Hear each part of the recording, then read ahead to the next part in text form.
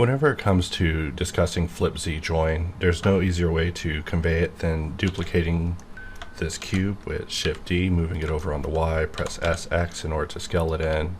tab into edit mode, Control R, add a loop cut, and we'll just grab these two edges and press Control X to dissolve them, and then we'll grab this edge and press Control B in order to bevel. We'll just grab this face, press E to extrude, and now we've modeled an arrow. So I'll press D and change over to custom, and from here under the shape panel we're just going to click on the plus in order to mark our custom shape as custom. So whenever it comes to working in join, even if we were working in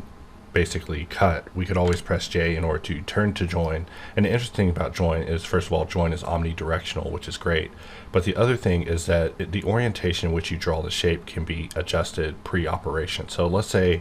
we were wanting to actually start in join and we drew the shape up and we wanted it to point down. Well, we could always press tab, press D, and just click the option to flip on the Z, which is always available. However, if you want it permanently enabled, you can just click on flip Z, which will then flip the Z of the mesh that you're drawing in, so that way you can always just be pointing in the absolute direction that you want to.